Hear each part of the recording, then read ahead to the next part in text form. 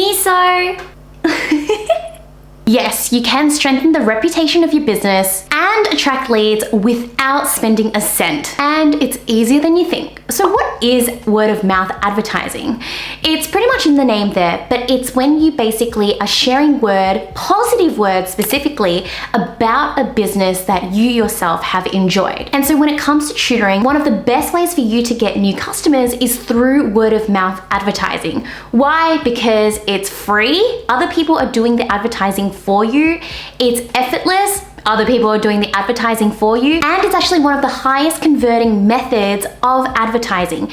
Why? Because we trust our friends, we trust our family, and so when we hear that somebody's had a tutor, i.e. you or me, who has done a really good job with their particular son, and then they spread word about it, then if you're friends with that person, you're gonna be like, okay, well, sure, why not?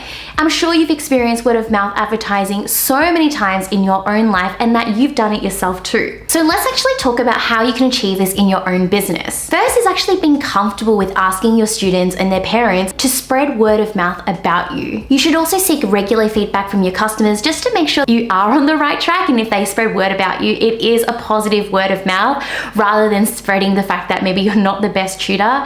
So seeking feedback regularly and then also asking for testimonials is a really great way to start building up your reputation. It's as simple as mentioning to your students that they're welcome to refer you to others, or potentially you can even offer them a referral bonus if this is a method that you really want to capitalize on. I actually teach the finer details of how you can ask for referrals and spread that positive word of mouth in my Master Your Tutoring Game Plan, which is a course designed for tutoring business owners. In it, I teach you exactly what feedback to seek, how to collect testimonials without feeling salesy, because I know that this is something that a lot of my clients have felt in the past before they came to me, and how to actually get yourself booked out purely just based on word of mouth, which is exactly what I did when I moved into tutoring full time. Let's talk about word of mouth advertising compared to other forms of advertising. So some of the pros we've already discussed. The fact that it has no cost. You gain social proof, which is highly desirable to prospective clients. It's relatively easy to acquire, and it demonstrates genuine appreciation from your clients, which is a really nice feeling for yourself as well. This is in contrast to the drawbacks of other forms of advertising, like paid ads, where you may not necessarily be able to target as specific of an audience. And the cost to value ratio is more skewed because you're losing money in the hope of making some. Of course, the idea is that over time, if you're doing your paid ads well,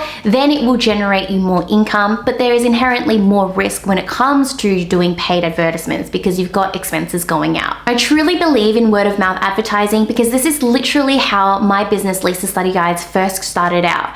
I started out as a solo tutor. I started having students recommend me to their friends, parents of my students recommend me to their friends, and so before I knew it, I was able to transition from my pharmacy career into tutoring full time when I was 24 years old. And because the word of mouth just kept growing and growing, I very quickly realized that I couldn't actually take on board all of the students that were being referred to me. I was at capacity, even though I was working on my tutoring business full time, and that's when I started hiring tutors. So even if you look at me now and you see that Lisa Study Guides has a YouTube channel, we have an Instagram, we have a TikTok, we have an email list, we have all the things that make a business these days, actually it all started out as word of mouth. Speaking of word of mouth, I've actually started a Tutorboss Facebook community, which I'd love to invite you to, especially if you're somebody who is a tutoring business owner, you're out there tutoring yourself. It's a community of other like-minded tutors where we can ask questions, share each other's journeys, and lift each other up whenever we get wins. And it's also a space where I'd love to see tutors post referrals, so if they have too many students, if they could pass them on to anybody,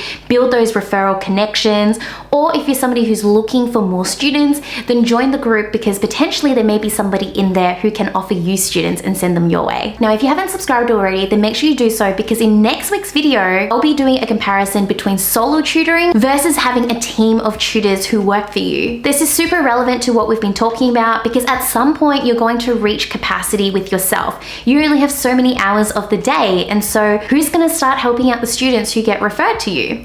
If you like this week's video, I have a feeling you're really going to like next week's video, so make sure you stick around. See you guys then. Bye!